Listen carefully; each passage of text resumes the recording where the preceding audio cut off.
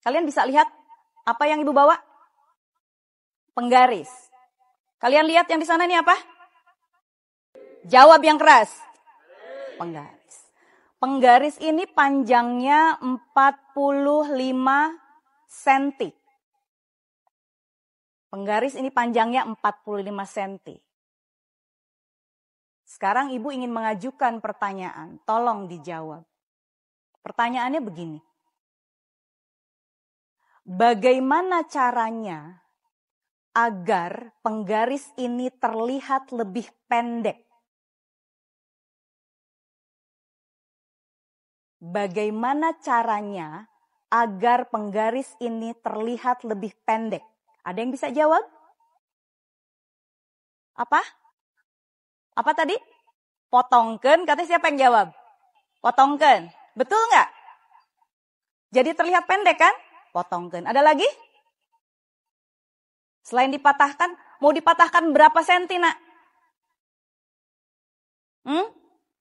Mau dipatahkan berapa senti? Tadi ini 45 senti. Mau dipatahkan berapa senti? Ada yang mau jawab? Mau dipatahkan berapa senti? Biar terlihat lebih pendek. Nggak bisa jawab? Mau berapa? Jawab dong. Berapa? 20. Kalau dipatahkan 20 cm, jadi lebih pendek ya? Ada nggak alternatif jawaban lain? Selain jawaban yang tadi. Dipatahkan, Ibu. Patahkan. Iya, terlihat lebih pendek. Ada tidak yang punya alternatif jawaban lain? Agar penggaris ini terlihat lebih pendek. Yang out of the box. Ada tidak yang punya jawaban lain? Ibu hitung sampai 5 ya. 1, 2, 3, 4. Ditutupi. Maksudnya gimana sayang? Pakai tangan ditutupi. Ini. Berapa? Segini. Segimana? Segini. Oke, ditutup ya. Jadi yang dilihat yang ini. Yang tidak tertutup. Oke. Hampir sama nggak? Dipotong, ditutupi. Betul? Terlihat lebih pendek?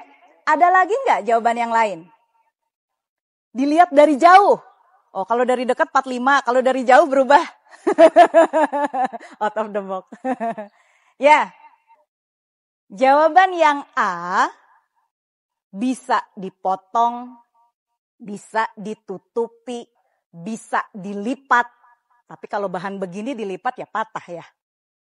Yang kedua, jawaban yang kedua adalah kita bisa mengambil penggaris yang lebih panjang. Kelihatan lebih pendek dong dia, betul tidak? Kalau kita membawa penggaris yang lebih panjang, maka penggaris yang ini akan menjadi lebih pendek. Bawalah yang 100 cm misalnya. Oke. Jadi ada 2 jawaban.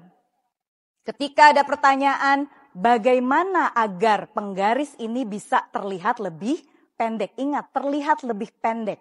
Yang A jawabannya dipatahkan Ibu, ditutup Ibu.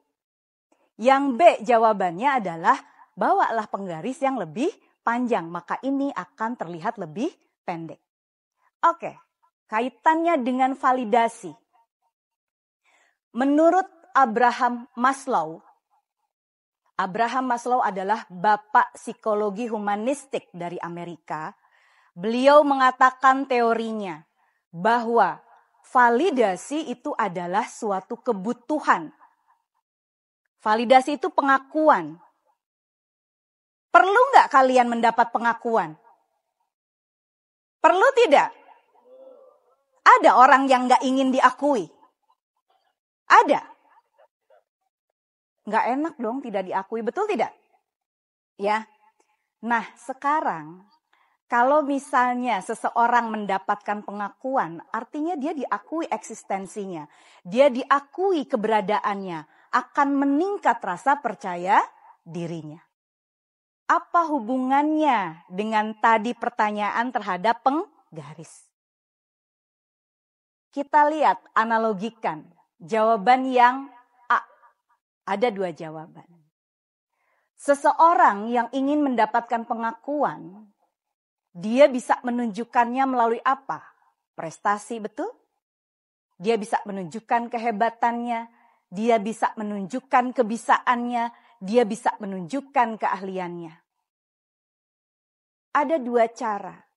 Kalau kalian menggunakan cara yang pertama untuk mendapatkan validasi, untuk mendapatkan pengakuan, maka dengan cara yang A tadi, kalian akan menghalalkan segala cara.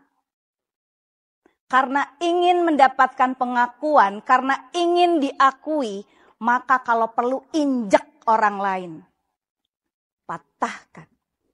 Hina orang lain. Fitnah orang lain. Tutupi. Itu analoginya. Itu kalau kalian mengambil cara yang pertama. Jadi cara kita untuk mendapatkan pengakuan bisa dengan dua cara. Satu, dengan cara yang A tadi. Patahkan ibu. Injak orang lain, fitnah orang lain, hina orang lain. Agar namanya menjadi lebih baik, terlihat lebih baik di mata orang lain. Jangan mau deketin orang itu. Karena dia begini, difitnah lah, dihina lah. Ih, kamu gak cantik ya, kamu jelek ya, kamu hitam ya, kamu bodoh ya. Agar dia terlihat lebih baik. Karena dia butuh pengakuan dari orang lain. Beda dengan cara yang B. Yang tadi apa yang B? Dengan mengambil penggaris yang lebih panjang. Cara yang B dilakukan dengan cara apa? Dia tidak fokus ke orang lain. Tapi dia fokus terhadap dirinya sendiri. Bagaimana dia bisa diakui orang lain dengan cara apa? Dengan cara dia menunjukkan prestasinya. Dia kerja keras sehingga tidak perlu menghina orang lain. Tidak perlu mematikan potensi orang lain. Tidak perlu memfitnah. Tidak perlu mengejek. Karena dengan tidak melakukan itu dia percaya dengan dirinya dia punya kemampuan. Bisa dipahami? Ya. Jadi ada dua cara untuk mendapatkan validasi. Mana yang lebih sehat? Cara A atau cara B? Mana yang akan kalian pilih? Cara A atau cara B? Untuk mendapatkan validasi yang sehat. Jadilah anak-anak yang tahu bagaimana fokus terhadap dirinya sendiri. Ya, jangan sibuk urusin orang lain. Jangan sibuk urusin yang namanya, ini loh dia tuh begitu, ini loh dia tuh salahnya begitu. Sibuk ngomongin orang lain. Sampai dia lupa dia punya prestasi apa. Gunakan cara yang sehat, yaitu cara yang B. Dengan fokus terhadap ini yang saya mampu, ini yang saya bisa. Sehingga ketika kalian mendapatkan pengakuan, itu pengakuan yang real. Bukan pengakuan yang abal-abal. Karena orang akan semakin sadar ketika kalian menyebarkan fitnah hanya karena ingin diakui. Ketika kita sibuk dengan menjelek-jelekan orang lain, suatu saat yang namanya bangkai busuk itu pasti akan tercium. Betul? Orang juga akan sadar. Dan Tuhan juga akan tahu. Oh, dia namanya jadi bagus karena dengan fitnah orang lain. Dia namanya jadi bagus karena menjatuhkan orang lain. Dia naik namanya karena menginjak orang lain. Itu yang A. Tapi kalau yang B, dia bagus namanya karena memang dia bagus. Karena dia punya prestasi. Karena dia punya keterampilan yang patut dibanggakan. Itu sayang ya. Jadi tolong perhatikan. Karena ibu tahu anak-anak Gen Z ini sangat-sangat rentan terhadap yang namanya butuh validasi. Butuh pengakuan. Tapi kadang tidak tahu bagaimana cara mendapatkan pengakuan yang sehat. Kita